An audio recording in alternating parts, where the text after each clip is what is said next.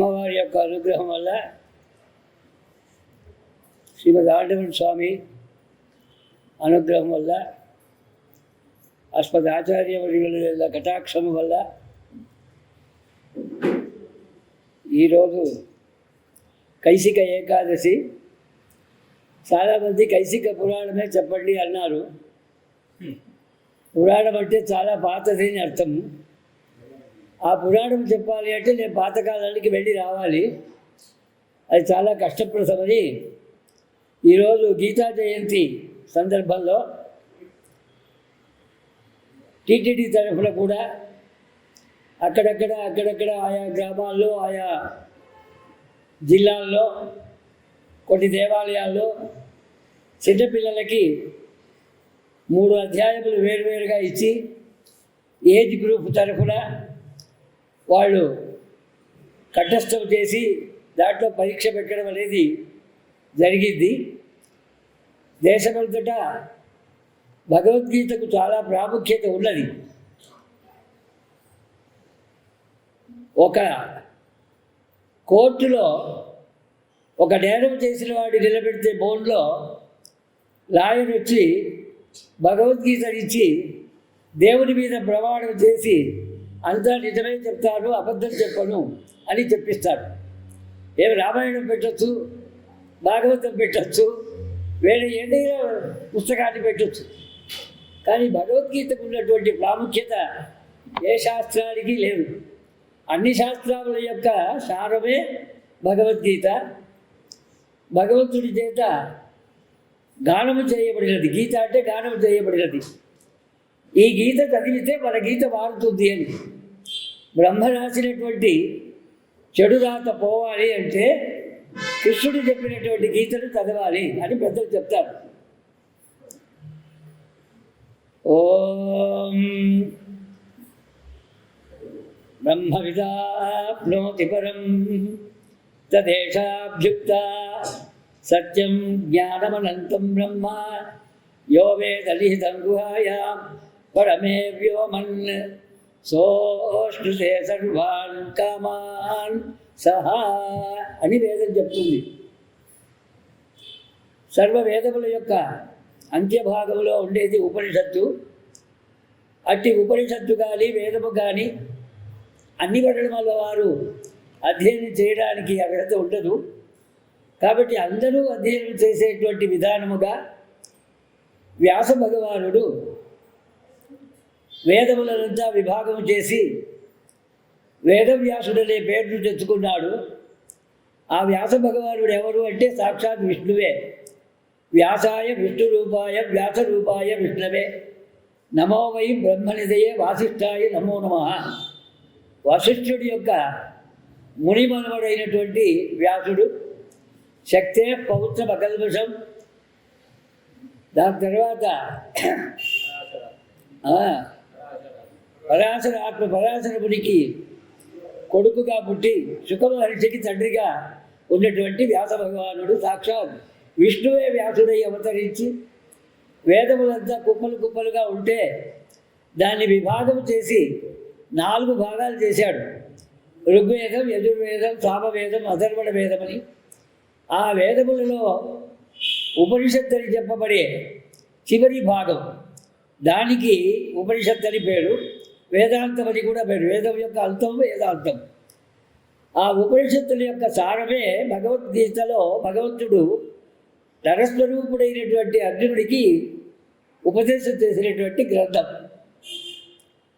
ప్రపన్న పారిజాతాయ దోత్రవేతైకపాళయే జ్ఞానముద్రాయ కృష్ణాయ గీతామృత దుహే నమః. సర్వోపనిషదో గావః దోగ్ధా గోపాలనందనః పార్థో వత్స స్తుతిర్భోక్త దుగ్ధం గీతామృతం మహతని. భగవంతుడైనటువంటి కృష్ణుడు సర్వ ఉపనిషత్తులనే గోవులను అందులో నుండి అమృతాన్ని పిండాడు. పాలు పిండకాలి అంటే ఆవుతో పాటు లేగదూడ కూడా ఉండాలి. ఇక్కడ లేగదూడ ఎవరు అంటే అర్జునుడే లేగదూడ. కృష్ణుడు పాలు పితికేటువంటి యాదవుడు. కాబట్టి ఉపనిషత్తులు అనేటువంటి ఆవులలో అమృతాన్ని పిండి మనకు అమృతాన్ని అందించినటువంటిది ప్రపంచ పారిజాతాయ తోత్రవేత్రైక పాడయే జ్ఞానముద్రాయ కృష్ణాయ. ఎందుకు జ్ఞానం అన్నారంటే భగవంతుడు జ్ఞానానంద స్వరూపి. సత్యం జ్ఞానం అనంతం బ్రహ్మ అని. సత్యం అనేది ఎక్కడ తెలుస్తుంది అంటే ప్రహ్లాదుడు కోరగానే స్తంభం నుంచి సత్యం విధాతం నిజభృత్య భాషితం వ్యాప్తించ భూతేషు అఖిలేషు ఆత్మన అదృశ్యత అత్యద్భుత రూపముద్వహ స్తంభే సమాయాం న మృగం న మానుషమని అక్కడ తన యొక్క సత్యాన్ని చూపించాడు. వేదము అంతర్బహిష్ట తత్సర్వం వ్యాప్త నారాయణ స్థిత అని చెప్పింది కాబట్టి ఆ నిజభృత్యం అంటే ఏమిటి? వేదము కూడా నిజభృత్యమే స్వామికి, వేద పురుషుడికి. కాబట్టి వేదము చెప్పిన వాక్యాన్ని సత్యం చేయడానికి కొరకై తర్వాత నిజభృత్య భాషితం అంటే బ్రహ్మ ఇచ్చినటువంటి వరం. నిజభృత్య భాషితం అంటే ప్రహ్లాదుడు కోరినటువంటి ఆ ప్రార్థన. వాటిని అన్నింటినీ సత్యం చేయడానికి కొరకై స్తంభం నుంచి వచ్చాడు కాబట్టి సత్యం జ్ఞానం అనంతం బ్రహ్మలో సత్యానికి నృసింహావతారం చెప్పబడుతుంది. తర్వాత జ్ఞానం. జ్ఞానానందం అయం దేవం నిర్మల స్ఫటికాకృతి ఆధారం సర్వ విద్యానాం హయగ్రీవం ఉపాస్మహే అని జ్ఞానానికి తుల్యముగా హయగ్రీవుడిని చెప్పచ్చు. అనంతం అంటే భగవంతుడే అనంతుడు. ఆయనకు అంతము లేదు, ఆది లేదు. అతడు అజుడు. కానీ తన యొక్క మాయ వల్ల భగవంతుడు ప్రకృతిని అధిష్ఠించి తన యొక్క మాయ వల్ల అజుడైనప్పటికీ అంటే జన్మ లేదేటువంటి వాడైనా అనేక జన్మలు ఎత్తుతాడు. ఎప్పుడెప్పుడు అంటే యదా యదా హి ధర్మస్య గ్లానిర్భవతి భారత అభ్యుత్థానం అధర్మస్య తదా ఆత్మానం సృజామ్యహం అని తనను తాను సృష్టి చేసుకుంటాడు. ఈ విధంగా గీతాశాస్త్రం. ఇందులో మనకేంటంటే మనిషి ముక్తిని పొందడానికి ఏది మార్గమో ఆ మార్గాన్ని చెప్పేటటువంటిది భగవద్గీత.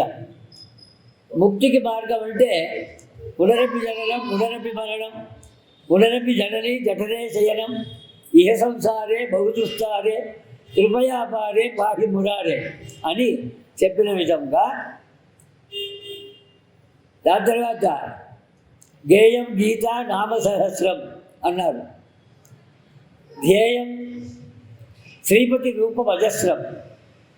ఆ విధముగా గీతకు నామసహస్రం అంటే విష్ణు సహస్రనామం. ఈ రెండింటికి భారతంలో ప్రాధాన్యం ఉన్నది. ఇది ఎక్కడ అంటే కొన్ని గ్రంథాల్లో ఇతిహాస పురాణాల్లో మహాభారతం పంచమ వేదముగా చెప్పబడుతూ ఉన్నది.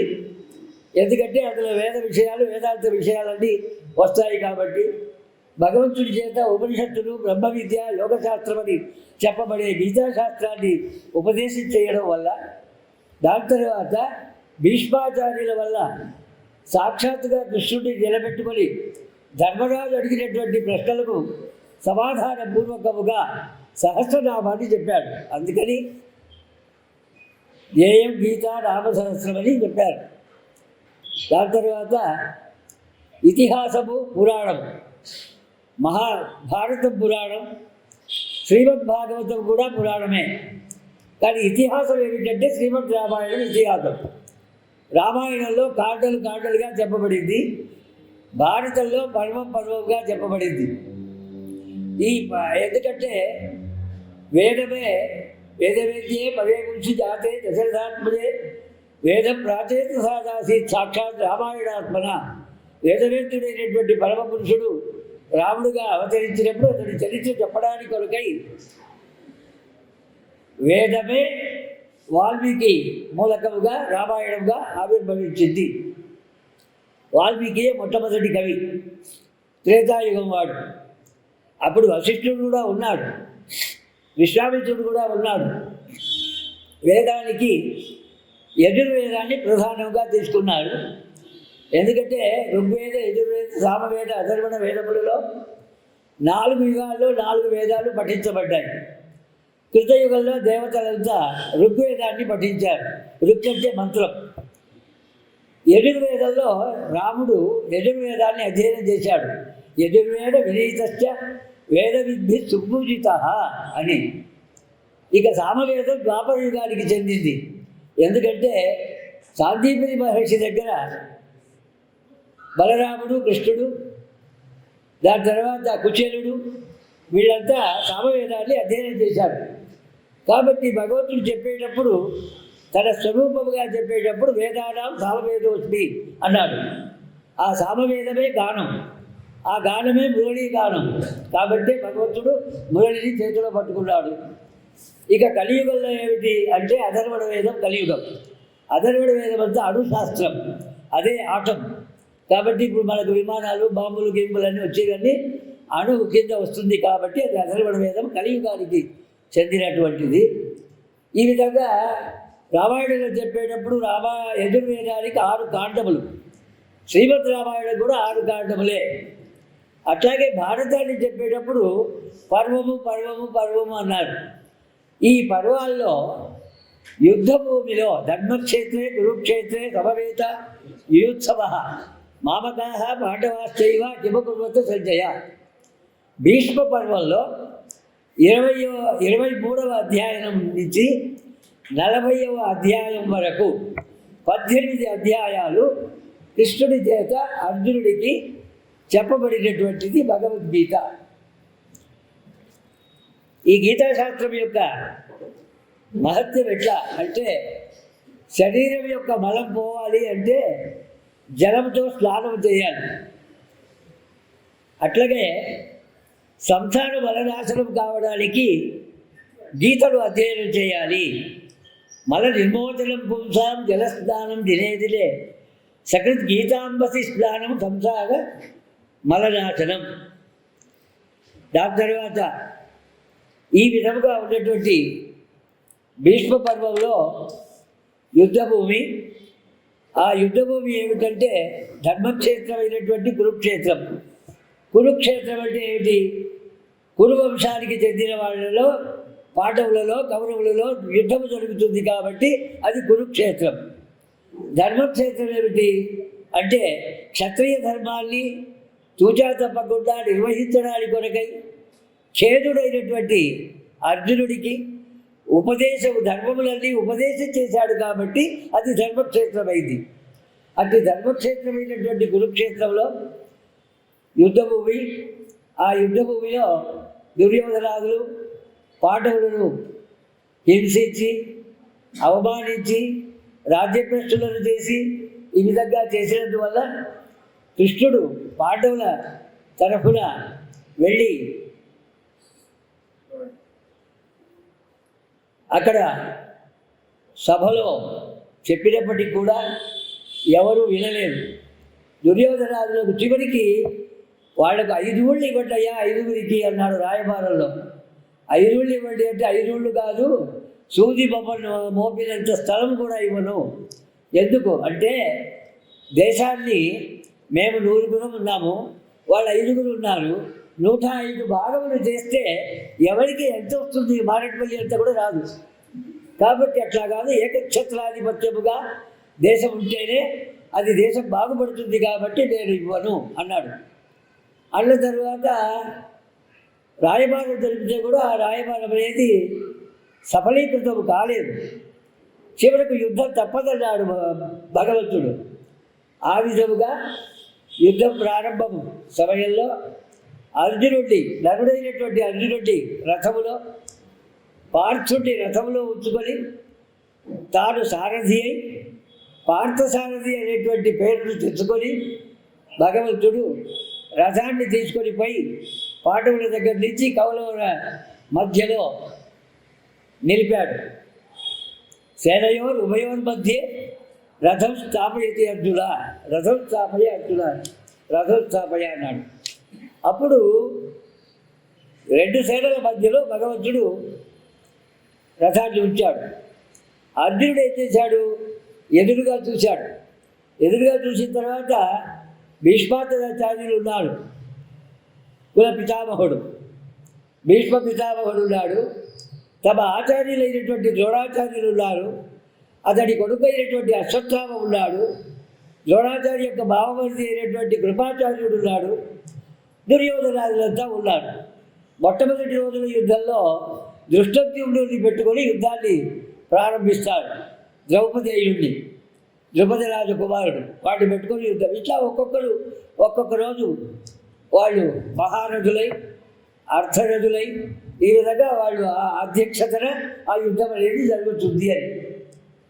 అయితే అట్లా రథాన్ని నిలిపిన వెంటనే వీడికి చేతులు కాళ్ళు వణకడం మొదలుపెట్టింది. ఎందుకు అంటే జనాల్ని చూస్తే అభ్యాసం లేనటువంటి ఉపన్యాసకుడికి ఎట్లా శరీరం వణుకుతుందో అక్కడ పెద్దవాళ్ళంతా చూసిన తర్వాత వాళ్ళ బంధువులు ఉన్నారు, గురువులు ఉన్నారు, మిత్రులు ఉన్నారు, కొడుకులు ఉన్నారు, సంబంధులు ఉన్నారు, మనవులు ఉన్నారు, అందరూ ఉన్నారు. అంతమందిని చంపి వాళ్ళ చేత అందరూ చచ్చిన తర్వాత నాకు యుద్ధం ఎందుకయ్యా, నేను యుద్ధం చెయ్యను అన్నాడు. ఎందుకంటే అందరినీ చంపిన తర్వాత యుద్ధం చేసి ఏం ప్రయోజనం? యుద్ధం చేసి అందరినీ చంపిన తర్వాత ఈ రక్తంతో ప్లావితమైనటువంటి దేశం, ఆ మట్టిలో పుట్టినటువంటి ఆహారాన్ని నేను భుజించను. నకాంక్షే విజయం కృష్ణ నట రాజ్యం సుఖానిచ ఎన్నో రాజ్యాల గోవింద కిం భోగై దీవితేలవా. నేను బతికుండడమే వేస్తున్నాడు. ఎందుకంటే వాళ్ళనంతా తగ్గిన తర్వాత ఏమైనా అంతా బంధుమిత్రులు ఉన్నారు, నాకు యుద్ధం వద్దు అని ధనుస్సు బాణం కింద పడిపోయింది. శరీరం కంపించింది, మనస్సు స్థిరత్వాన్ని పోగొట్టుకున్నది. అట్టి సమయంలో భగవంతుడు భగవద్గీతను చెప్పడం అనేది మొదలుపెట్టాడు. ఈ భగవద్గీతలో 18 అధ్యాయాలు ఉన్నాయి. ఈ 18 అధ్యాయాల్లో గీతా సారమని చెప్పినప్పటికీ మొత్తం గీతను చెప్పడానికి అవకాశం ఉండదు. ఎందుకంటే మొత్తం గీత చెప్పాలంటే 1 సంవత్సర కాలం పడుతుంది. 700 శ్లోకాలు చెప్పాడు. అయితే పూర్వకాలంలో ఒక శిష్యుడు జ్ఞానాన్ని సముపార్జన చేయాలి అంటే గురుకులానికి వెళ్ళి, గురువు యొక్క ఆశ్రమానికి వెళ్ళి గురువును ప్రార్థించి ఆ గురువు వల్ల జ్ఞానాన్ని సంపాదించాలి. అది వేరే సందర్భం. ఈ సందర్భం ఏమిటి? యుద్ధ భూమిలో భగవంతుడు జ్ఞానాన్ని అనుగ్రహిస్తూ ఉన్నాడు. ఇందులో మనకు మొట్టమొదట అర్జునుడికి ఏర్పడినటువంటి దుఃఖం, అర్జున విషాద యోగం. దాని తర్వాత ఆ విషాదాన్ని పోగొట్టడానికి కొరకై భగవంతుడి చేత చెప్పబడినటువంటిది సాంఖ్యయోగం, కర్మయోగం, జ్ఞానయోగం, కర్మసన్యాస యోగం, ఆత్మ సంయమ యోగం, విజ్ఞాన యోగం, అక్షర పరబ్రహ్మ యోగం, రాజవిద్య రాజగుహ్య యోగం, తర్వాత విభూతి యోగం, విశ్వరూప సందర్శన యోగం, భక్తి యోగం, క్షేత్రజ్ఞ విభాగ యోగం, గుణత్రయ విభాగ యోగం, పురుషోత్తమ ప్రాప్తి యోగం, దైవాసుర సంపత్ విభాగ యోగం, శ్రద్ధాత్రయ విభాగ యోగం, మోక్ష సన్యాస యోగం అని 18 అధ్యాయాలు చెప్పాడు. దీంట్లో మనం ముఖ్యముగా సాంఖ్యయోగం ప్రారంభం, ఉపోద్ఘాతం కాబట్టి సాంఖ్యయోగంలో ఒక 4 శ్లోకాలు, దాని తర్వాత వచ్చేటువంటి కర్మయోగం, జ్ఞానయోగం, దాని తర్వాత పురుషోత్తమ ప్రాప్తి, భక్తి యోగం. వీటిలో ఒక్కొక్క యోగంలో ఒక 2 శ్లోకాల గురించి తెలుసుకుందాం. దాని తర్వాత నాకు అనిపించింది ఈ భగవద్గీత అనేది 80 భాషలలో తర్జుమా చేయబడింది. 80 లాంగ్వేజెస్, 80 భాషలలో తర్జుమా చేయబడింది. మొట్టమొదట భగవద్గీత అనేది ఇంగ్లీష్లో చేయడం జరిగింది. తర్వాత ఈ ప్రపంచమంతా వ్యాపించింది. అటువంటి గొప్ప మహత్తరమైనటువంటి భగవద్గీత మహాశాస్త్రం. అటువంటి శాస్త్రంలో మొట్టమొదట వీడు అడగగానే ధృతరాష్ట్రుడికి కళ్ళు లేవు, భర్తకు కళ్ళు లేవు కాబట్టి భార్య కూడా కళ్ళు తెరుచుకోకూడదని బట్టతో కళ్ళను పూసుకుంది గాంధారి. ఎందుకంటే ధర్మపత్ని కాబట్టి భర్త అనుష్ఠించే ధర్మములలో తాను కూడా అనుష్ఠానం చేయాలి కాబట్టి తన భర్తకు కళ్ళు లేవు, అందుచేత తాను కూడా కళ్ళను పూసుకొని ఉంది గాంధారి. ఈ కళ్ళు లేనటువంటి ధృతరాష్ట్రుడు అక్కడ సంజయుడు ఉన్నాడు. సంజయుడు ఎటువంటి గొప్పవాడు అంటే మనం ఇప్పుడు ఎక్కడో జరిగేటువంటి విషయాన్ని టీవీలో వీడియో ద్వారా ఆడియో ద్వారా చూసినట్లుగా ఎక్కడో యుద్ధంలో జరిగినటువంటి విషయాన్ని సంజయుడు ఒక్కొక్కటిగా ఈయన మొట్టమొదటి ధృతరాష్ట్రుడు అడిగినటువంటి క్వశ్చన్కి ఆన్సర్ పూర్వకముగా సమాధానపూర్వకముగా భగవద్గీతను అక్కడ జరిగినట్లుగా చెప్తూ ఉన్నాడు. అంటే అప్పుడే ఉంది టీవీ. ఆ టీవీ చూసింది ఎవరంటే సంజయుడు. ఇక్కడ అడిగేటప్పుడు ధృతరాష్ట్రుడు కళ్ళు లేవు కానీ వాడికి జ్ఞానం అనేటువంటి నేత్రం కూడా లేదు. పుత్రాభిమానం, పుత్రుల పట్ల ఉన్న అభిమానం వల్ల వాడు పెద్దవాళ్ళు చెప్పిందే కూడా వినలేదు. దుర్యోధనుడు భీష్మాచార్యులు చెప్పారు, ద్రోణాచార్యులు చెప్పారు, అశ్వత్థామ కోపంతో వెళ్ళిపోయాడు, కృపాచార్యుడు కోపంతో వెళ్ళిపోయాడు. అయినా ఎవరు చెప్పినా వినలేదు దుర్యోధనుడు. అక్కడ ఏమిటంటే పుత్రవాత్సల్యం రాజ్యాన్ని కాదు మొత్తం దేశాన్ని కులాన్ని నాశనం పట్టించింది. కాబట్టి అధికమైనటువంటి పుత్రవాత్సల్యానికి నిజాన్ని గ్రహించాలి అని ఈ శాస్త్రం వల్ల మనకు ఈ విషయం వల్ల మనకు తెలుస్తుంది. యుద్ధం వల్ల అక్కడ వాడు అడుగుతాడు, ధర్మక్షేత్రే కురుక్షేత్రే సమవేత యుయుత్సవ మామకా పాండవాశ్చైవ కిమకుర్వత సంజయ అని అన్నాడు.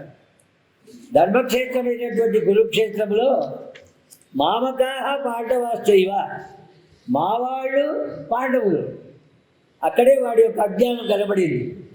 పాండవులు కూడా వీళ్ళ వాళ్ళే, తమ్ముడి పిల్లలే. అక్కడ ఏమనాలి? పాండవాహ మమ పుత్రాశ్చ అని చెప్పాలి. మామకాహ పాండవాశ్చైవ అన్నాడు.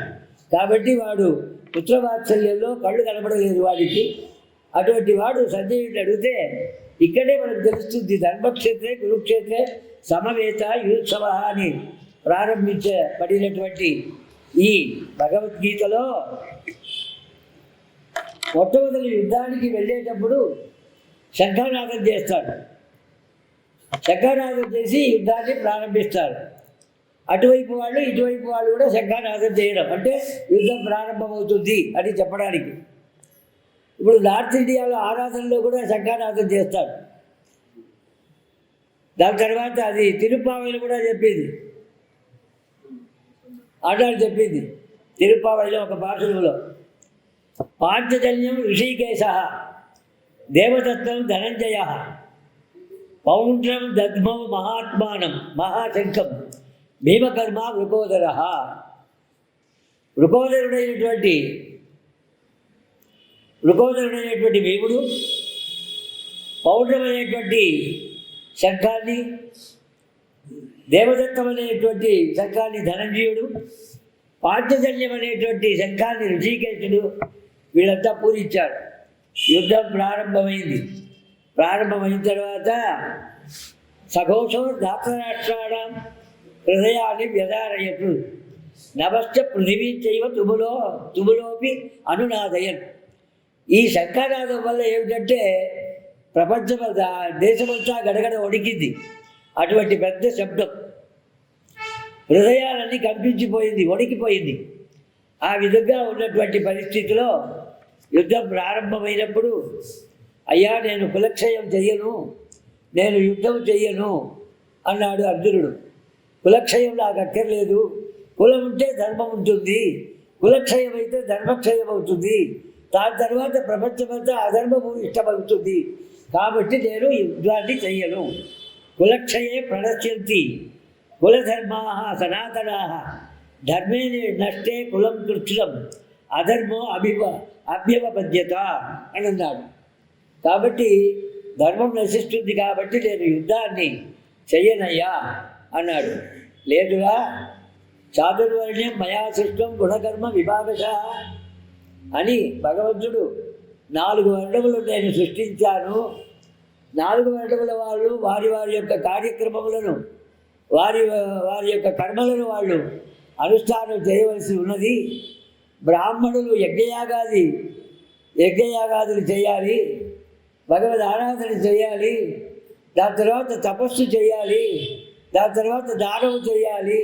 ఇటువంటివన్నీ ఉన్నాయి. అందరూ సత్యాన్నే పలకాలి, అబద్ధం మాట్లాడకూడదు. సత్యం తపః దానం తప, యజ్ఞం తప అని వేదం చెప్తుంది. సత్యం తపో దానం తపో యజ్ఞం తప ఏ తప్ప అని చెప్తుంది. కాబట్టి వేదం ఏది చెప్పిందో మనకు పురాణాలు కూడా అవే చెప్పాయి. ఎందుకంటే వేదం అందరూ అదే చేయడానికి కాదు కాబట్టి పురాణంగా ఉంటే ఏదో కథల రూపకంగా ఉట్టి. ఇప్పుడు భగవద్గీత అంటే అందరూ డ్రై సబ్జెక్ట్ అనుకుంటారు. యుద్ధభూమిలో జరిగింది అంత డ్రై సబ్జెక్ట్ కాదు. మన పెద్దలు ఏం చేశారు, వేదవ్యాసుడు ఏం చేశాడంటే వేదంలో ఉండేటువంటి సారాన్నే 18 ఉపనిషత్తులుగా విభాగం చేసి ఆ ఉపనిషత్తుల్లో ఉండేదాన్నే పురాణములుగా, ఇతిహాసం పురాణం, దాని తర్వాత ఇతిహాసం వేదం, ఇతిహాసం పురాణం ఉపనిషత్తు ఈ విధంగా విభాగం చేసి అందరికీ చెప్పారు. కథల రూపకంగా చెప్తే అర్థమవుతుంది, బాగా శ్రద్ధగా వింటారు అని. దాని తర్వాత భగవంతుడు చెప్పాడు, చచ్చేది వాళ్ళు కాదు, చంపేది నువ్వు కాళ్ళయ్యా కాదు. ఎవరైనా సరే పుట్టిన వాళ్ళు తప్పకుండా చావడం అనేది, మరణం అనేది సంసిద్ధం. జాతస్య హి ధ్రువో మృత్యు ధ్రువం జన్మమృతస్యత తస్మాత్ అపరిహార్యేస్తే తత్వం శోచితుమర్హసి. కాబట్టి నేను తప్పుతున్నానని నువ్వు బాధపడొద్దు. పుట్టిన ప్రతి వాళ్ళు చావక తప్పదు ఎప్పుడో ఒకప్పుడు. కానీ వీళ్ళంతా నా సంకల్పం చేత ఎప్పుడో చంపబడి ఉన్నారు అని తన ఉదరంలో వాళ్ళంతా చావడాన్ని చూపించాడు భగవంతుడు అర్జునుడికి. చూపించి కాబట్టి మరణం అనేది నేను చేస్తున్నాను నువ్వు కాదు, చేసేది నేను, చేయించేది నేను. నీకేదో పేరు రావాలని చెప్పి నిన్ను ఏదో నిలబెట్టాలి అంతే, నామకే వస్తే. అట్లా ఇక్కడ చెప్పేది భగవంతుడు, చెప్పించేది దేశిక సభ. ఊరికే నన్ను నిలబెట్టాడు ఇక్కడ అర్జునుడిలాగా. కాబట్టి అర్జునుడు నువ్వు గొప్పతనంగా నేను చేస్తున్నాను అనుకోకు, నేను ఎప్పుడూ నా సంకల్పం వల్ల వాళ్ళను చంపడం అనేది జరిగింది అని అంటాడు. అన్న తర్వాత నువ్వు స్థితిగా ఉండాలి, స్థిరమైన బుద్ధితో ఉండాలయ్యా. ఇట్లా అస్థిరమైన బుద్ధితో కంపించి యుద్ధాన్ని చేయలేవు. క్షత్రియ ధర్మం ఏమిటి? యుద్ధం చేయడమే క్షత్రియ ధర్మం. బ్రాహ్మణ ధర్మం ఏమిటి? యజ్ఞయాగాది తపస్సు ఇత్యాదులు చేయడం. వైశ్యులు వ్యాపారం చేయడం. దాని తర్వాత శూద్రాదులు ఈ ముగ్గురికి సేవలు చేయడం అని. ఇది ఎక్కడ మనకు పురుష సూక్తంలో కనిపిస్తుంది. భగవంతుడు పురుష సూక్తంలో, భగవంతుడి యొక్క పురుష సూక్తంలో మనకు చెప్తుంది. బాహు రాజన్యకృత ఊరు తదస్యత్వైస్య బ్రాహ్మణోస్య ముఖమాసీతని. దాని తర్వాత పాదముల వల్ల శూద్రులు ఉద్భవించారు అని చెప్పి మనకు పురుష సూక్తంలో చెప్పబడుతుంది. దాని తర్వాత ఈ లోకాన్నంతా సృష్టించింది నేనే, లోకాన్ని రక్షించేది స్థితికర్త నేనే. దాని తర్వాత అంత్యకాలంలో దాన్ని లయింపజేసేది కూడా నేనే. ఊరికే బ్రహ్మకు ఈశ్వరుడికి ఆయా పవర్లు ఇచ్చాడు. వాళ్ళకు కూడా ఏమిటి నామకే వస్తే పవరే. కానీ వాళ్ళల్లో కూడా అంతర్యామిగా నేనుండి వాళ్ళ చేత ఆ పనిని చేయిస్తున్నాను అని చెప్పి భగవంతుడు అన్నాడు. అని ఏమిటంటే అజోపిసల్ అవ్యయాత్మ భూతానాం ఈశ్వరోపిసల్ అని చెప్పి ఇక్కడ ఏమిటంటే ఇంగ్లీష్ తను అజోపిసల్ అవ్యయాత్మ, అవ్యయాత్మ అయినటువంటి నాకు అజుడు సన్ ఎస్ఓఎన్, ఈశ్వరోపిసల్ అంటే మనమడు కూడా వాడు కొడుకు లాంటి వాడే. ఎట్లా అంటే మనం తెలుగులో తాత అంటే తండ్రికి తండ్రిని అంటాం, కానీ సంస్కృతంలో తాత అంటే తండ్రియే, తండ్రికే తాత అనే పేరు. కాబట్టి ఈశ్వరోపిసల్ అంటే బ్రహ్మ నా కొడుకు, ఈశ్వరుడు కూడా నా కొడుకు, కానీ కొడుకు కాదు మనవడు. ఎట్లా అంటే మనకు ఆళ్వార్లు చెప్తారు, నారాయణన్ నాన్ముగలై పడైతాన్, నాన్ముగల్తాన్ తాన్ముఖమాయి దగ్గరనైతాన్ పడైతానని. కాబట్టి బ్రహ్మచేత పుట్టినవాడు రుద్రుడు, శివుడు. వాడికి రుద్రుడు అనే పేరు ఎందుకు వచ్చింది? రోదనాత్ జాయితేతి రుద్ర, ఏడుస్తూ పుట్టాడట, కాబట్టి రుద్రుడు అనే పేరు వచ్చింది. కాబట్టి అట్లా నేను ప్రకృతి స్వాం అధిష్టాయ సంభవామి ఆత్మమాయయ. నేను నా యొక్క మాయ వల్లనే నేను అవతారాన్ని ఎత్తుతూ ఉన్నానురా. కాబట్టి పుట్టిన ప్రతి వాళ్ళు తావక తప్పదు. ఇప్పుడు అదే అద్వైతంలో చెప్తారు, యదృశ్యం తన్నస్యం అని. ఏది మన కంటికి కనబడుతుందో అది ఒకనాడు లేకుండా పోతుంది అని. కానీ అది కాదు. ఈ అద్వైతం అనేది ఇప్పుడు అద్వైతమే. అద్వైతం అంటే ఏమిటి? రెండు కాదు అని అర్థం. స్మార్తులు ఏం చెప్తారు? అద్వైతం అంటే రెండు కాదంటే ఒకటి అన్నట్టు. ఆ ఒకటి ఏమిటి? జీవాత్మనే పరమాత్మ అని వాళ్ళు అంటారు. వైష్ణవ మతంలో అద్వైతం అంటే మూడు: చిత్తు, అచిత్తు, ఈశ్వరం. ఈ మూడే రహస్యత్రయ సారములు మనకు వేదాంత దేశకులు అందించారు. కాబట్టి సుఖములో కానీ దుఃఖంలో కానీ జయములో కానీ అపజయములో కానీ నువ్వు స్థితధిగా ఉండి యుద్ధాన్ని చేయవలసింది నీ ధర్మము. సుఖదుఃఖే సమయకృత్వ లాభాలాభౌ జయాజయౌ తతో యుద్ధాయ యుజ్యత్వ నైవం పాపం అవాప్స్యసి. నీవు యుద్ధం చేయడం వల్ల నీకు పాపం కలగదు. ఎందుకు? నీ ధర్మం. కాబట్టి ఇప్పుడు క్షత్రియ ధర్మం. రాముడు క్షత్రియుడిగా మానవుడిగా అవతరించినప్పుడు సీతను తలుచుకొని నమాంసం ఉపసేవతే అని మనకు సుందరకాండలో చెప్పబడుతుంది. కాబట్టి రాముడు మాంసం తిన్నాడా అంటే మానవుడిగా పుట్టినప్పుడు ఆయన పని చేయక తప్పదు.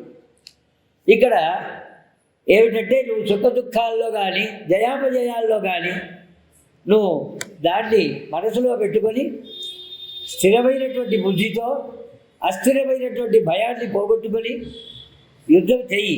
దానివల్ల నీకు పాపము కలగదు అని అన్నాడు. అన్న తరువాత నేను చెప్పినట్టు కర్మలు చేయడమే నీ పని. దానివల్ల ఫలం వస్తుందా, పాపం వస్తుందా, పుణ్యం వస్తుందా, ఈ ఆలోచనంతా నీకు అనవసరం. కర్మణ్యేవాధికారస్తే మా ఫలేషు కదాచన మా కర్మ ఫలహేతుర్భూ మాతే సంగోస్తి అకర్మణి.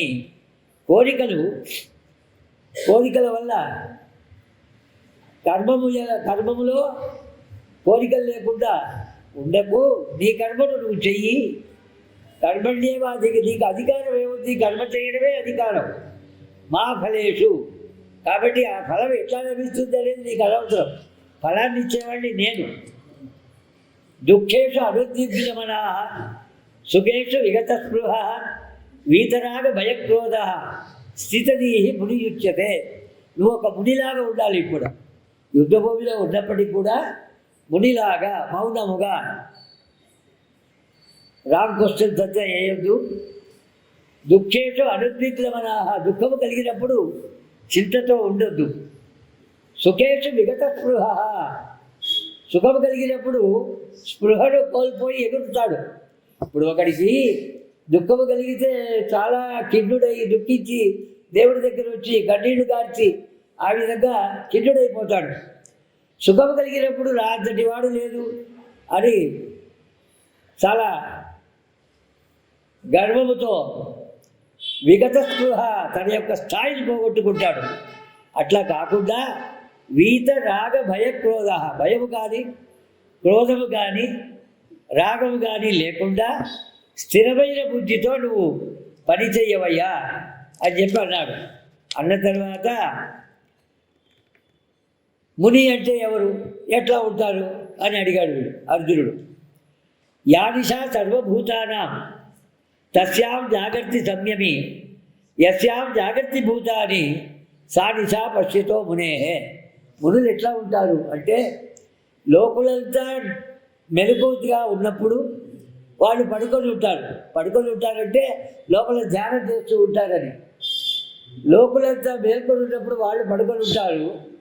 లోకులంతా పడుకొని ఉన్నప్పుడు వాళ్ళు మేల్కొని ఉంటారు. లోకులు మేల్కొని ఉన్నప్పుడు వాళ్ళు పడుకొని ఉంటారు. అంటే ఏమిటంటే ఎప్పుడు మునిగా ఉండి సంసార విషయంలో ఈ లౌకిక విషయంలో అంతగా అటాచ్మెంట్ లేకుండా వైరాగ్యము కలిగి ఎప్పుడు బ్రహ్మనే పరబ్రహ్మ స్వరూపాన్నే ధ్యానిస్తూ ఉంటారు. కాబట్టి అటువంటి మునిలాగా నువ్వు ఉండాలి. దీన్ని ఏమంటారు ఏషాం బ్రాహ్మీ స్థితి పార్థ నైనాం ప్రాప్య విముఖ్యతి స్థిత్వాసా వంతకాలేపి బ్రహ్మ నిర్వాణ వృక్షతి. ఈ విధముగా మునిగా ఉండి రాగద్వేషములన్నీ లేకుండా ఉండి స్థిరమైనటువంటి బుద్ధితో పరమాత్మను కనుక ధ్యానము చేస్తే అంత్యకాలంలో ఈ బ్రాహ్మీ స్థితిని అవలంబించినట్లయితే చివరకు మోక్షాన్ని పొందుతాడు అని సాంఖ్యయోగంలో భగవంతుడు చెప్పాడు. దాని తర్వాత కర్మయోగంలో కర్మయోగం వల్ల కర్మ అంటే మనం చేసే పని. ఈ కర్మయోగంలో ఎవరైతే శ్రేష్ఠులైన వాళ్ళు ఏ కర్మను అనుష్ఠిస్తారో లోకమంతా దాన్ని అనుసరిస్తుంది. యద్యద్ ఆచరతి శ్రేష్ఠ తత్తదేవ ఇతరో జన స్వయప్రమాణం గురుతే లోకస్థద్ అనువర్తతే.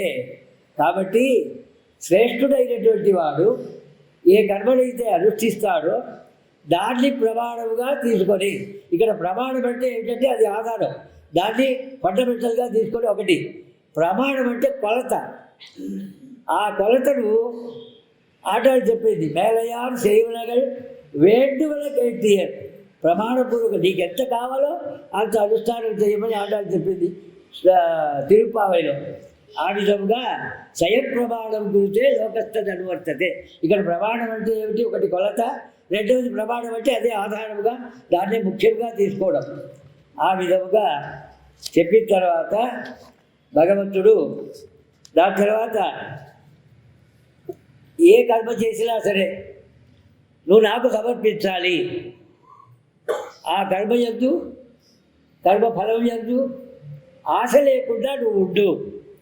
మై సర్వాణి కర్మాణి సన్యస్య ఆధ్యాత్మచేతత నిరాశే నిర్మమో భూత్వా యుద్ధత్వ విగతజ్వర. విగతజ్వరుడవై నీవు యుద్ధాన్ని చేయవలసింది. మై సర్వాణి కర్మాణి సన్యస్య నాకు వదిలిపెట్టు అంటే కర్మను వదిలిపెట్టడం కాదు. కర్మ సన్యాసం అంటే కర్మనే వదిలిపెట్టడం కాదు. నీకు విహితమైనటువంటి కర్మను అనుష్ఠించి అది నాకు సమర్పించు. మనం కూడా సహస్రనామం చెప్తాము. చెప్పిన తర్వాత సర్వం శ్రీకృష్ణార్పణ వస్తు అని చెప్తాం. సర్వం శ్రీకృష్ణార్పణ. అట్లా కర్మలను అనుష్ఠానం చేసి దానిని నువ్వు నాకు సమర్పించవయ్యా అని చెప్పి అన్నాడు. అన్న తర్వాత ఈ విధముగా ఈ యోగములన్నీ నీకు ఇప్పుడు చెప్పబడేటువంటి యోగాలు ఉన్నాయే, ఇవన్నీ నీకు ఇప్పుడు చెప్పడం కాదు, ఇదివరకే నేను చెప్పి ఉన్నానయ్యా. మొదలు సూర్యుడికి చెప్పాను, దాని తర్వాత ఇమం వివస్వతే యోగం ప్రోక్తవాన్ అహం అవ్యయం వివస్మాన్ మనవే ప్రాహ మను ఇక్ష్వాకవే అబ్రవీత్. అంటే ఇది నేను సూర్యుడికి చెప్పాడు ఈ ధర్మాలన్నీ. సూర్యుడు మనువుకు చెప్పాడు, మను ఇక్ష్వాకుకు చెప్పాడు. దాని తర్వాత ఇక్ష్వాకు కాలము త్రేతాయుగంలో రాముడి యొక్క వంశంలో ప్రారంభమైన కాలం. ఇప్పుడు ద్వాపర యుగం, కలియుగాన్ని ముద్దు పెట్టుకుంటున్నటువంటి కాలం. అంటే యుద్ధం కాగానే కృష్ణుడి యొక్క నిర్యాణం జరుగుతుంది. కలియుగం అంటే ఇది 5,000 సంవత్సరాల క్రితం ఈ యుద్ధం జరిగింది. కృష్ణుడి యొక్క నిర్యాణం జరిగింది. 5,000 సంవత్సరాల ముందు మనం పుట్టి ఉంటే కృష్ణుడిని చూడగలిగిన వాళ్ళం. కాబట్టి ఆళ్వార్లు కూడా చాలా బాధపడ్డారు. అయ్యో కలియుగం ప్రారంభమైపోయిందే, కొంత ముందు పుట్టి ఉంటే మేము కృష్ణుడిని చూసేవాళ్ళం కదా అని చెప్పి ఆళ్వార్లు కూడా బాధపడ్డారు. ఆ విధముగా 5,000 సంవత్సరాల క్రితం చెప్పబడినటువంటి ఇది. ఎందుకయ్యా ఇట్లా గ్యాప్ అంటే, నేను సూర్యుడికి ఎప్పుడో చెప్పాను. సూర్యుడు ఎప్పుడు పుట్టాడు అంటే ఈ సృష్టి మొదల్లో సూర్యుడి వెలుగు కొరకై సూర్యుడిని ఉద్భవింపజేశాడు. మొత్తం వెలుగే అయిపోయింది, 24 గంటలు ఎండలే అయిపోయింది. దాని తర్వాత ఇట్లా కాదు, పగలు రాత్రిని విభాగం చేయాలి అని, వేడి ఉన్న చోట చల్లదనం కూడా ఉండాలి. కాబట్టి వైరాగ్యం ఉండే చోట వేదాంతం కూడా రావాలి. వాల్మీకి ఏర్పడినటువంటి దుఃఖం వల్ల రామాయణం పుట్టింది. మానిషాద ప్రతిష్టాత్మ భగవత్ అస్తతి సమా యత్క్రౌంచ విధురాదేకం అవధి కామమోహితం అన్నాడు వాల్మీకి. అది శ్లోకత్వమాగత అని. అది అక్కడి నుంచి రామాయణం ప్రారంభమైంది. కాబట్టి రామాయణానికి మంగళ శ్లోకం ఏమిటంటే ఇదే మారిషాద ప్రతిష్టాత్వం అగమ శాశ్వతి స్తమా యత్నౌచ్చ విధురాదేకం అవధి తావబోయితం. అక్కడ ఏమిటి? ఒక ఇతిహాసమే పుట్టింది వాల్మీకి ఏర్పడినటువంటి దుఃఖం వల్ల. ఇక్కడ ఏమిటి? అర్జునుడికి ఏర్పడిన దుఃఖం వల్ల ఈ భగవద్గీత అనేది పుట్టింది. అయితే సూర్యుడికి నేను ఎప్పుడో చెప్పాను, సూర్యుడు మనువుకు చెప్పాడు వివస్వాన్ అంటే సూర్యుడు. దాని తర్వాత మనువుకు చెప్పాడు, మనువు వల్ల ఏర్పడింది మను ధర్మశాస్త్రం. మనువు నుంచి ఏర్పడిన వాళ్ళ మనం కాబట్టి మానవులంతా మనువుకు చెందిన వాళ్ళు. ఈ మనువు వీళ్ళంతా ఎవరంటే బ్రహ్మ యొక్క కుమారులు. కాబట్టి ముందు సూర్యుడికి చెప్పాడు, సూర్యుడు మనువుకు చెప్పాడు, మనువు ఇక్షాకు మహారాజుకు చెప్పాడు. అది త్రేతాయుగం యొక్క ఆరంభం, ఇది ద్వాపర యుగం యొక్క చివర. మధ్యలో గ్యాప్ ఏర్పడడం వల్ల ఈ శాస్త్రం అంతా మృగ్యమైపోయింది. కాబట్టి మళ్ళీ నీకు చెప్తున్నాను అని అన్నాడు. ఒకవేళ అర్జునుడికి ఆ రోజు కృష్ణుడు ఈ భగవద్గీతను చెప్పకపోయి ఉంటే మనకి శాస్త్రం దొరికేదే కాదు. ముందరనే అంటే కృష్ణుడు ఇప్పుడు ఎక్కడో ఉండేవాడిని పిలిస్తే పలకడు, దూరంగా ఉండేవాడికి చెవులు వినిపించావు, దగ్గర ఉండేవాడిని పిలిస్తే వెంటనే పలుకుతాడు.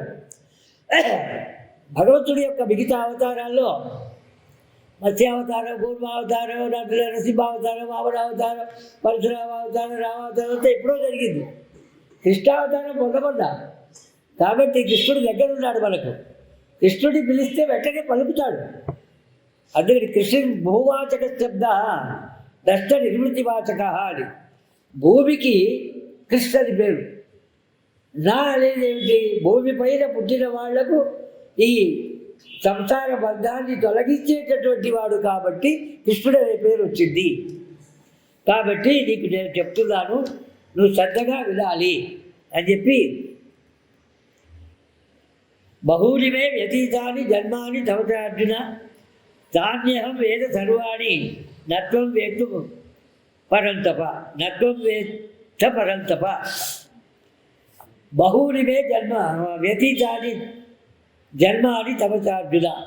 నా జన్మము నీ జన్మము చాలా ఏర్పడ్డాయి. ఈ ఒకటే జన్మ కాదు, అనేక జన్మములు. సృష్టి ఆదిలో భగవంతుడు ఎప్పుడు ఉన్నాడో అప్పుడే పరమాత్మ ఉన్నప్పుడే జీవాత్మలను కూడా సృష్టించాడు. సహయజ్ఞ ప్రజాకృత్వ సహోవాచ ప్రజాపతి అని. యజ్ఞం చేసి ప్రజాపతి అయినటువంటి బ్రహ్మ మనల్ని అందరినీ పుట్టించాడు అని. బ్రహ్మలో అంతర్యామిగా ఉండి భగవంతుడే పరమాత్మనే పుట్టించాడు. సృష్టి స్థితి లయములకు మూలకర్త శ్రీమన్నారాయణుడు. దాని తర్వాత నీ జన్మ కూడా అనేకమైనవి. ఎందుకంటే నువ్వు జీవాత్మ, నేను పరమాత్మ. నేనున్నప్పటి నుంచి నువ్వు ఉన్నావు. కాబట్టి అనేక జన్మలు అయిపోయినాయి అని. ఇక్కడ ఒక చిన్న మన లౌకికమైనటువంటి అర్థాన్ని తీసుకుంటే, నువ్వు నా తర్వాత పుట్టావా? ముందు పరమాత్మ పుట్టాడు, తర్వాత జీవాత్మ పుట్టింది.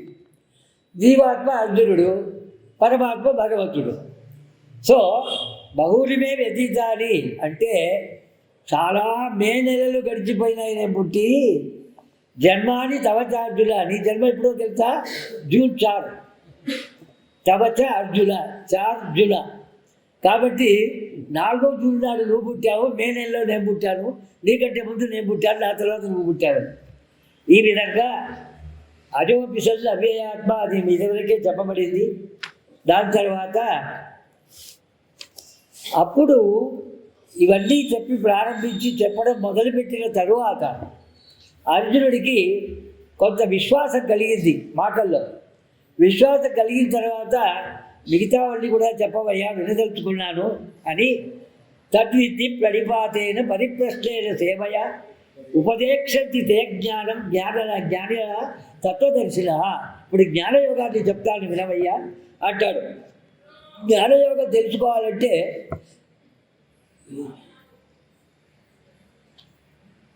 జ్ఞానానికి సమమైనటువంటి పవిత్రమైనటువంటిది ఏది లేదు. కాబట్టి జ్ఞానం అనేది చాలా పవిత్రమైనటువంటిది. ఆ జ్ఞానాన్ని సంపాదించాలంటే గురువుని ఆశ్రయించాలి. గురువు దగ్గర లేనటువంటి జ్ఞానం తానే చదివాను, నేనే పుస్తకాలు చదివాను, నేనే భగవద్గీత చెప్తాను అంటే గురువు దగ్గర చదవాలి కదా, చదవద్దు చెప్తే బాగుంటుంది. వాడికి ఏది అసలైనటువంటి దాంట్లో ఉండేటువంటి సారాంశం వీడికి బోధపడదు కాబట్టి వీడు బోధించలేడు. కాబట్టి జ్ఞానాన్ని సంపాదించాలి అంటే గురువు దగ్గర ఆశ్రయించాలి. గురువు లేని విద్య గుడ్డి విద్య అని. ఇక్కడ ఆచార్యుడిని ఆశ్రయించి ఏం చేయాలి? మళ్ళీ మళ్ళీ నమస్కారం చేయాలి. తద్విద్ది ప్రణిపాతేన, శరణాగతి చేయాలి ఆచార్యుడిని. గురుకులానికి వెళ్ళి పరిప్రశ్నేన అనేక విధములు అడగాలి. పరిప్రశ్నే, ప్రశ్న అంటే క్వశ్చన్ అడగడం, పరిప్రశ్నేన అంటే మళ్ళీ మళ్ళీ అడగాలి చెప్పేదాకా. రామానుజుల వారు రామాయణ రహస్యాన్ని తెలుసుకునేటప్పుడు 18 సార్లు వెళ్ళారు. ఆ 18వ సారి ఎవరు వచ్చారు అంటే అంతవరకు నేను అన్నాడు రామానుజాచార్యుడు. వెళ్ళిరా అన్నాడు ఆయన ఆచార్యుడు. దాని తర్వాత చివరిలో నేను దాసుడు వచ్చానని చెప్పగానే అప్పుడు రామాయణ యొక్క రహస్యాలన్నీ ఆచార్యులు రామానుజాచార్యులకు చెప్పడం జరిగింది అని మనం వింటాం చరిత్రలో. పరిప్రశ్నేన సేవయ ఉపదేక్షంతి తే జ్ఞానం జ్ఞానిన తత్వదర్శిన. ఎవరు జ్ఞాని అంటే తత్వాన్ని తెలుసుకున్నవాడు జ్ఞాని. తత్వం అంటే ఏమిటి? తత్ త్వం. ఈ లోకాన్ని సృష్టి స్థితి లయాల వల్ల కలిగించి రక్షించి లయింపజేసేది ఏ శక్తి అయితే ఉన్నదో ఆ త్రివిధమైనటువంటి శక్తి, దేన్ని పరబ్రహ్మమని అందరూ పిలుస్తున్నారో, ఎవరు అన్నిటికీ ఆధారభూతమో, ఎవరు ఈ సృష్టికి కర్తలో అటువంటి వాడు తత్ త్వం, నీవు. ఆ శక్తి నువ్వు అని తెలుసుకోవడమే తత్వం. ఇక్కడ భగవద్గీత అనే దాంట్లో భాగవత్ అనే 4 అక్షరాలు ఉన్నాయి. బకారం, దకారం, తకారం, మకారం. భగవత్ అనే శబ్దములో, అట్లాగే భాగవతం అనే దాంట్లో కూడా ఉంది భాగవతము. దీంట్లో ఏమిటయ్యే అర్థం అంటే, భా అంటే భక్తి, గా అంటే జ్ఞానం, వా అంటే వైరాగ్యం, తా అంటే తత్వం. కాబట్టి ఇక్కడ భక్తి జ్ఞాన వైరాగ్యములను చెప్పినటువంటి భగవంతుడే వాడే తత్వము, వాడే పరతత్వము అని మనకు తెలియజేస్తుంది. దాని తర్వాత సేవ చేయాలి గురువుకు. గురు శుశ్రూషయా విద్య పుష్కళేన ధనేన చ అథవా విద్యయా విద్య చతుర్థో నోపలభ్యతే. ఎట్లా అంటే గురువుకు శుశ్రూష చేసి విద్యను అభ్యసించాలి, లేదా విద్యకు విద్య. తానొక సబ్జెక్టు ఇతరులకు చెప్పి వాళ్ళ దగ్గర నుంచి ఒక సబ్జెక్టు తెలుసుకోవాలి. అది స్టూడెంట్స్ చేయగలరు. టీచర్ చెప్పేది విద్య. గురు శుశ్రూషయా విద్య అథవా విద్యయా విద్య పుష్కళేన ధనేన. బాగా డబ్బు ఇవ్వాలి. ఎందుకంటే గురువు ఎప్పుడు, ఆచార్యుడు ఎప్పుడు వైరాగ్యంగా ఉండి ధనరహితుడై ఉంటాడు. కాబట్టి ధనం ఉండేవాడు ఆచార్యుడి దగ్గర తెలుసుకోవాలి అంటే పుష్కలమైన ధనాన్ని ఇచ్చి తెలుసుకోవాలి. 4వ ఉపాయం లేదు అన్నాడు. కాబట్టి ఉపదేక్షంతి తే జ్ఞానం జ్ఞానిన తత్వదర్శిన. తత్వాన్ని తెలుసుకున్నటువంటి జ్ఞానులు వాళ్ళ దగ్గర పరిప్రశ్నేన సేవయ ప్రణిపాతేన, ఈ విధముగా మనం జ్ఞానాన్ని తెలుసుకోవాల్సి ఉన్నది అని చెప్పి అన్నాడు. దాని తర్వాత జ్ఞానీతు మామైవ మేమతం. అటు జ్ఞానులు నన్నుగా భావిస్తాను అన్నాడు భగవంతుడు. అన్న తర్వాత ఈ జ్ఞానాలన్నీ ఉపదేశం చేసిన తర్వాత లోకల్లో నన్ను భజించేవాళ్ళు, జ్ఞానయోగాన్ని అందించినటువంటి ఆ ఆచార్యుడిని ఎట్లా ఆశ్రయించి జ్ఞానాన్ని పొందాలి అని చెప్పాడు. చెప్పిన తర్వాత అటువంటి జ్ఞానులు ఎవరు అంటే నేనే, నా యొక్క స్వరూపమే ఆ జ్ఞానులు అని చెప్పి అన్నాడు. జ్ఞానీతు ఆత్మైవ మే మతం, నా అభిప్రాయం. కాబట్టి అట్టి వాళ్ళ దగ్గర నువ్వు జ్ఞానాన్ని తెలుసుకోవాల్సి ఉన్నది అని లోకల్లో నన్ను అందరూ ఆశ్రయిస్తున్నారు. ఎట్లా ఆశ్రయిస్తున్నారు, దేని కొరకు ఆశ్రయిస్తున్నారు అంటే చతుర్విధ భజంతే మాం జనా సుకృతిలో అర్జున ఆర్తో జిజ్ఞాసు అర్థార్థి జ్ఞానీచ పరదర్శమ. 4 విధములైన వాళ్ళు నన్ను ఆశ్రయిస్తున్నారు. చతుర్విధ భజంతే సుకృతిలోర్జున. పుణ్యము గలవాళ్ళు, పుణ్యపురుషులు. పుణ్యము లేకపోతే భగవంతుడిని ఆశ్రయించాలనే జ్ఞానమే కలగదు.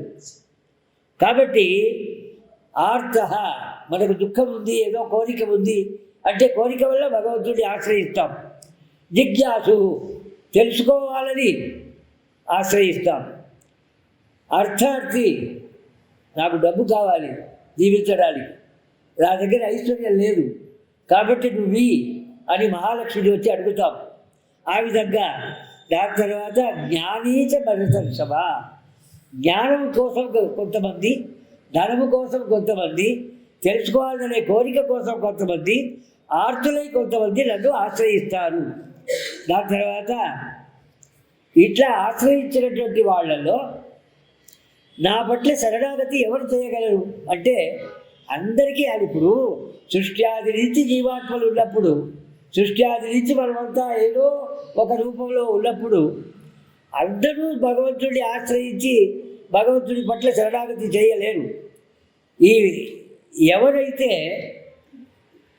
బహూనాం జన్మనామంతే జ్ఞానవాన్మాం ప్రపద్యతే, అనేక జన్మలు ఎత్తిన పిదప జ్ఞానము కలిగి వాసుదేవ సర్వమితి సమహాత్మ సుదుర్లభ, వాసుదేవుడే మొత్తం, అతడే సర్వం అని భావించి, ఎప్పుడు భావిస్తాడు? జ్ఞానాన్ని పొందిన తర్వాత. ఆ జ్ఞానం ఎప్పుడు వస్తుంది? బహునాం జన్మనాం అంతే. అంటే దానికి ఇప్పుడున్న పరకాల స్వామి ఏం చెప్పారు?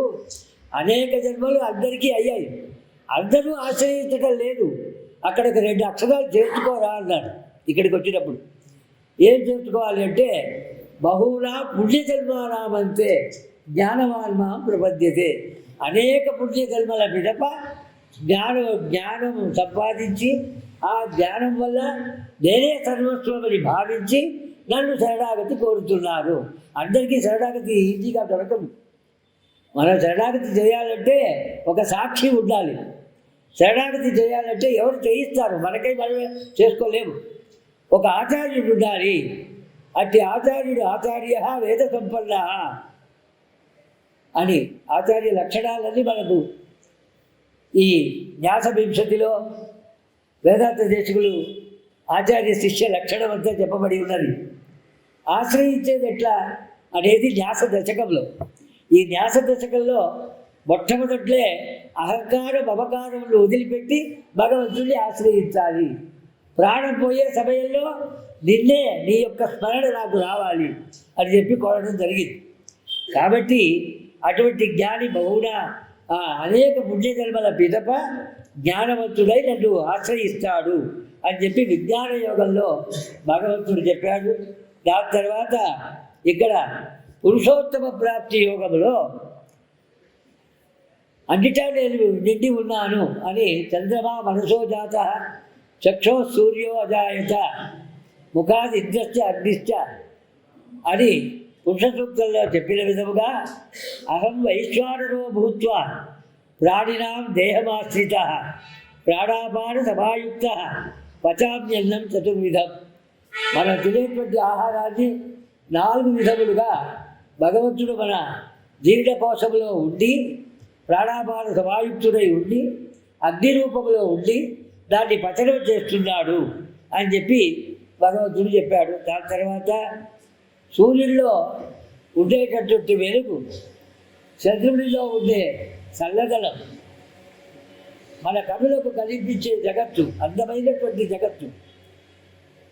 దాని తర్వాత కళ్ళకు కనిపించే ఆకాశం, దాని తర్వాత ఆకాశాత్ వాయు, వాయోరగ్ని, అగ్నేరాప, అద్య పృథివీ, పృథివ్యా ఓషధయ, ఓషధీభ్యో అన్నం, అన్నాత్ పురుష అని వేదం చెప్తుంది. అట్లాగే భగవంతుడు చెప్పేటప్పుడు భూమిరాపో అడలో వాయు ఖమ్మనో బుద్ధిరేవచ అని ప్రకృతి 8 విధములుగా ఉన్నట్లుగా చెప్తున్నాడు భగవద్గీతలో. ఈ విధముగా చెప్పిన తరువాత భగవంతుడు తనను ఆశ్రయించమని చెప్పి ఈ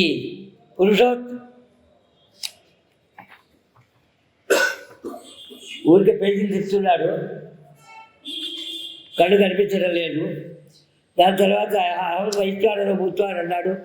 దాని తర్వాత ఈ విధముగా భగవంతుడు పురుషోత్తమ ప్రాప్తి యోగం అయిన తర్వాత భక్తి యోగంలో ఏం చెప్తాడు? భక్తి అంటే భక్తం అంటే విభక్తం, రెండింటినీ విభాగం చేసి చూడడం. రెండు ఒకటే కాదు. ఆత్మనే పరమాత్మ కాదు, ఆత్మ వేరు పరమాత్మ వేరు. ఆత్మ లోపల అంగుష్ట మాత్రంలో ఉన్నవాడు భగవంతుడు. ఆ భగవంతుడే మనకు శరీరం అంటే పంచభూతాత్మికమైనటువంటి జగత్తు, పంచభూతాత్మకమైనటువంటి శరీరం. దీనికంతా అధిపతి ఎవరు అంటే భగవంతుడు. అట్టి భగవంతుడు అతడి యొక్క ఆధీనంలో పంచభూతములు ఉన్నవి అని చెప్పడానికే భగవంతుడు శంఖము చక్రము గద పద్మము ధరించి ఉన్నాడు. చక్రం అగ్ని కాబట్టి చక్రం అగ్ని కదా.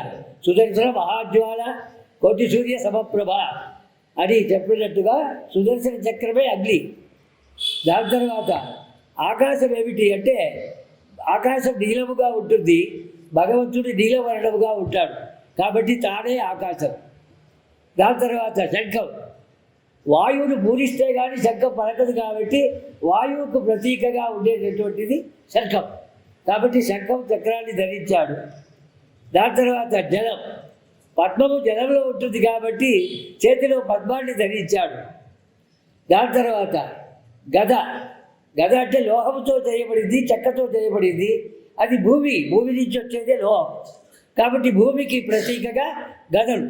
వనమాలి గదీసార్గి శక్తి చక్రీచరందకి అన్నట్లుగా వనమాలి అయినటువంటి భగవంతుడు శంఖాన్ని చక్రాన్ని గదలు వీటన్నిటి ధరించాడు. ఆకాశ రూపంలో తానున్నాడు. శంఖచక్రములు రెండు వాయుస్వరూపముగా అగ్నిస్వరూపముగా ఉన్నది, గద ప్రకృతి స్వరూపముగా ఉన్నది, జలస్వరూపానికి ప్రతీకగా తామర పుష్పాన్ని చేతిలో ధరించి ఉన్నాడు అనేది మనం గ్రహించవలసినటువంటి విషయం. దాని తర్వాత శరణాగతి చేయాలి అంటే గురువు ఉండాలి. ఆచార్యుడి మూలకముగానే శరణాగతి చేయాలి. ఇప్పుడు భగవంతుడి పట్ల కోరికలు కోరాలి అంటే మనమే డైరెక్ట్గా అర్చన చేసుకోలేము, అర్చకుడి ద్వారా చేయాలి. కాబట్టి శరణాగతి చేయాలి అంటే ఆచార్యుడి ద్వారా చేయాలి. ఏమిటంటే జీవాత్మకు మాంగల్యం. జీవాత్మ అన్ని జీవాత్మలు స్త్రీప్రాయం, భగవంతుడు ఒక్కడే పురుషుడు, అతడే పరమ పురుషుడు, అతడే ఉత్తమ పురుషుడు. కాబట్టి జీవాత్మను పరమాత్మతో కలపడమే శరణాగతి. అంటే ఏమిటి? ఈ జీవాత్మ అంతా ఆడస్వరూపమైనందువల్ల ఈ జీవాత్మను పరమాత్మతో కలుపుతున్నాడు అంటే భరణ్యాసం అనేది ఏమిటి అంటే మాంగల్య ధారణ. జీవాత్మకు పరమాత్మకు మాంగల్య ధారణమే. పరమాత్మ చేత జీవాత్మకు జరిగే మాంగల్య ధారణమే మనకు శరణాగతి. దాన్ని చేయించేవాడెవరు? పురోహితుడు. ఎవరు అంటే ఆచార్యుడే పురోహితుడు. కాబట్టి మాంగళ్యదం ప్రణవతాం మధువైరి గాత్రం, సకల మంగళములు కలగాలి అంటే హయగ్రీవుణ్ణి ప్రార్థించండి అని అన్నారు వేదాంత దేశకుడు. కాబట్టి అన్ని అవతారాల్లో హయగ్రీవ అవతారానికి ప్రత్యేకత ఉన్నది. అది ఇప్పుడు ఇన్ని శాస్త్రములకు మూలమైనది ఏమిటి అంటే ధర్మాచరణం చేయాలని గీతలో చెప్పాడు. ఎవరి ధర్మం వాళ్ళు ఆచరించాలని చెప్పాడు. ధర్మములన్నీ మనుధర్మశాస్త్రంలో చెప్పబడినవి. ధర్మానికి మూలమైనది ఏమిటి అంటే జ్ఞానము, జ్ఞానానికి మూలమైనది ఏమిటంటే వేదం.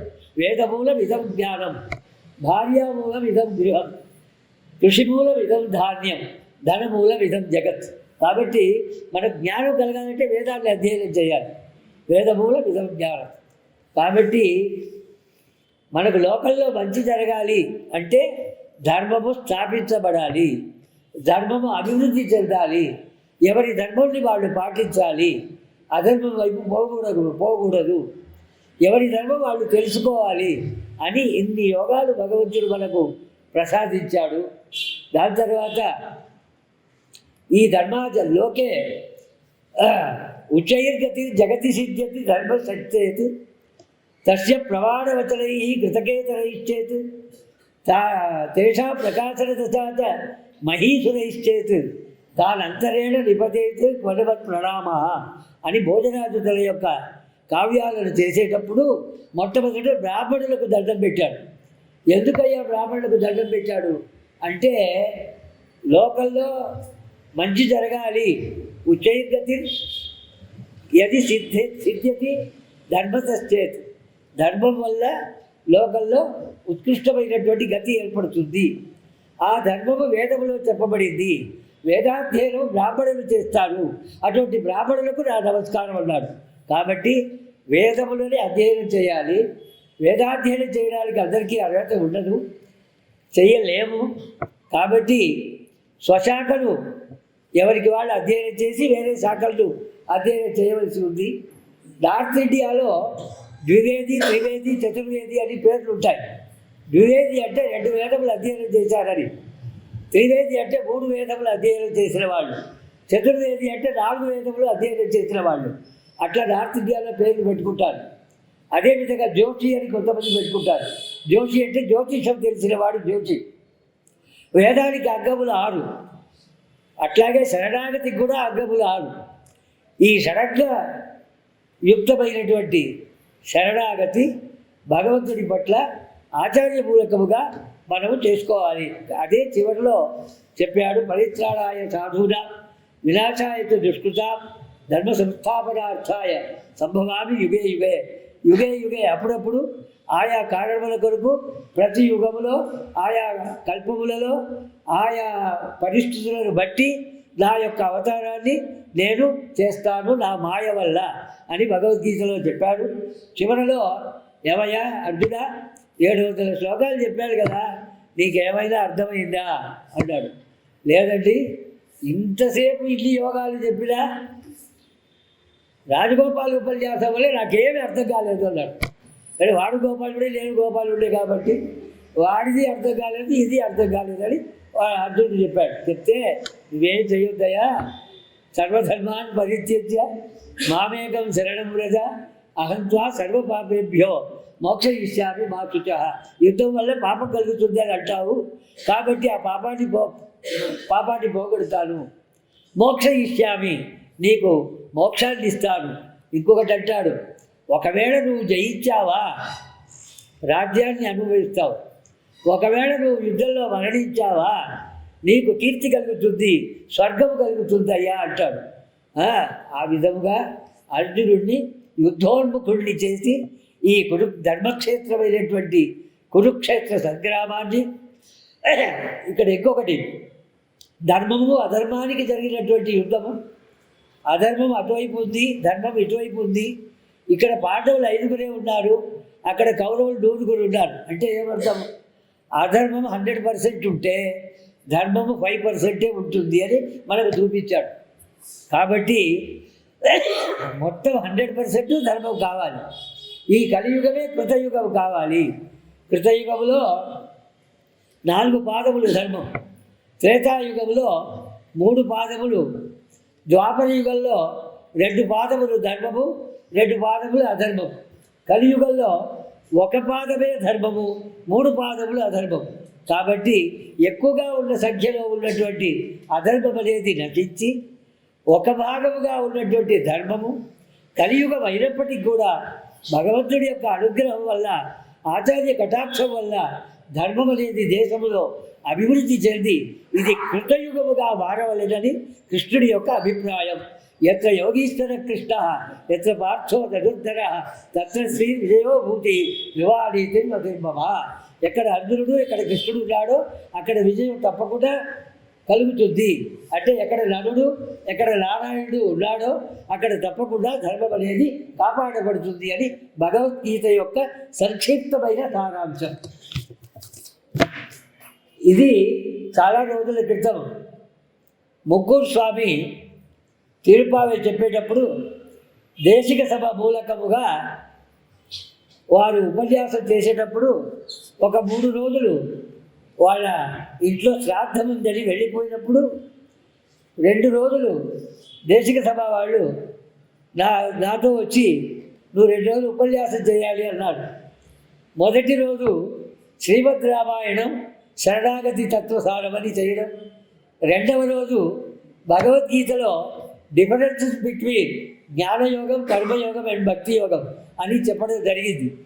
చాలా సంవత్సరాలు అయింది, ప్రాక్టీస్ పోయింది. కాబట్టి ఏదో అక్కడక్కడ శ్లోకాలను చూసి చెప్పవలసి వచ్చింది.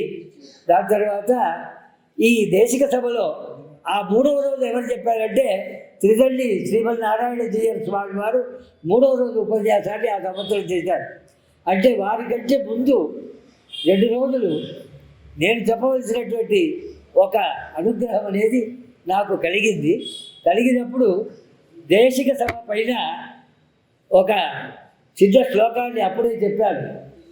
శ్రీమద్ భాగ్యపురే రమ్యే సజ్జనై సుప్రతిష్ఠిత శ్రీదేశిక సభ నిత్యం వర్ధతాం అభివర్ధతాం. ఎందుకంటే ఈ దేశిక సభ అనేది వేదాంత దేశిక సంప్రదాయాన్ని అభివృద్ధి చేయడానికి కొరకు ఆ రోజు ఉన్నటువంటి వాళ్ళు దొరస్వామి అయ్యగారు, రామస్వామి అయ్యగారు, ఆరామద్ అయ్యగారు ఆ కాలంలో దేశిక సభ ప్రారంభింపబడింది 58 సంవత్సరాల క్రితం 1967. అప్పుడు నేను 10th క్లాస్ చదువుతున్నాను. అప్పుడు ఈ దేశిక సభ ఎక్కడ ప్రారంభింపబడింది అంటే లక్ష్మీనారాయణ స్వామి గుళ్ళో సత్యాన గోపాలాచార్యుల చేత, లక్ష్మీ నరసింహస్వామి కోవిల్లో సత్యాన గోపాలాచార్యులు చాలా ఆయన సంరక్షణ గణాపాటి వారి చేత ప్రారంభమైనది. ఆయన సంతాన గోపాలుడు, ఇక్కడ వేణుగోపాలుడు, ఇక్కడ రాజగోపాలుడు. కాబట్టి అంత గోపాలమయంగా ఉన్నది. ఇప్పుడు గోపాలుడు అవతరించినటువంటి మధుర బృందావనం నుంచి 30 మంది వేద విద్యను అభ్యసించేటువంటి విద్యార్థులు మన ఆశ్రమానికి క్యాంపుగా 40 రోజులు ఉండడానికి కొరకై కాప్రా ఆశ్రమంలో మొన్ననే వచ్చి ఉన్నారు. కాబట్టి భోజరాజు ఎట్లాగైతే వేదాన్ని అభ్యసించిన బ్రాహ్మణులకు నమస్కారం చేశాడో ఆ విధముగా ఈ వేదాధ్యయనం చేసేటటువంటి విద్యార్థులకు, దాంట్లో ఎంతోమంది పాపం శక్తి లేనటువంటి వాళ్ళు, ధనము లేనటువంటి వాళ్ళు, అటువంటి విద్యార్థులు ఒక 30 మంది మధురలో మన ఆశ్రమంలో అక్కడ ఉండి వివిధమైన శాస్త్రములు వేదములు అధ్యయనం చేస్తూ ఉన్నారు చిన్న చిన్న పిల్లలు. వాళ్ళు కాపుల ఆశ్రమంలో వచ్చిన్నారు. వాళ్లకు 40 రోజులు మనం పోషించవలసి ఉన్నది. అయితే ఆటోల ఆశ్రమం నుంచి వాళ్ళు వచ్చారు కాబట్టి ఆశ్రమం ఆ బాధ్యతను స్వీకరించి వాళ్ళకు మనం చేసేది ఏం లేదు, వివిధమైన సబ్జెక్టులలో వాళ్లకు ప్రావీణ్యత ఏర్పడే విధముగా, దాంట్లో వాళ్లకు ఒక ఉత్తేజం కలిగే విధముగా, ముఖ్యంగా ఏమిటంటే ఆగమ శాస్త్రం నేర్చుకోవాలని వచ్చారు. ఎందుకు అంటే ఆటో రాష్ట్రాలు 24 బ్రాంచులు ఉన్నాయి. ఈ 24 బ్రాంచుల్లో ఫ్యూచర్లో అర్చకులు కావాలి. కాబట్టి ఒక్కొక్క బ్రాంచ్లో కనీసం ఇద్దరిద్దరిలో ఒకరొక్కరిలో పంపిస్తే ఆ ఆశ్రమము ఇంకా ఒక జనరేషన్ వరకు బాగా అభివృద్ధిగా, అనుసూతంగా, అవిరామంగా నడుస్తుంది అనే సదుద్దేశంతో ఆటవ స్వామి నియమించి విద్యార్థులు అక్కడ ఉన్నారు. కాబట్టి వాళ్ళని పోషించే బాధ్యత ఆశ్రమం అంటే ఈ బిల్డింగ్ పోషించదు. ఆశ్రమం అంటే శ్రమము ఎక్కడ లేదో అది ఆశ్రమం ఏమి. కాబట్టి మీరందరూ ఆశ్రమానికి చెందిన వాళ్ళు, మనమంతా ఆశ్రమానికి చెందిన వాళ్ళం. కాబట్టి మనమంతా వాళ్లకు ఈ 40 రోజులు వాళ్లకు పోషణ బాధ్యతను మనం స్వీకరించి ఎవరెవరికి ఎంత శక్తియో వాళ్ళు తప్పకుండా ధన సహాయం చేసి ఆ కార్యక్రమాన్ని దిగ్విజయం చేసి భగవంతుడి యొక్క అనుగ్రహాన్ని, ఆచార్యుల కటాక్షాన్ని, వేదస్వరూపి అయిన భగవంతుడి యొక్క అనుగ్రహాన్ని పొందాలని మేము మరీ విజ్ఞాపన చేస్తూ ఉన్నాం. స్వస్తి ప్రజాభ్య పరిపాలయంతాం న్యాయేన మార్గేణ మహిం మహిషా గోబ్రాహ్మణేభ్య శుభమస్తు నిత్యం లోకాస్తమస్తాః సుఖినో భవంతు.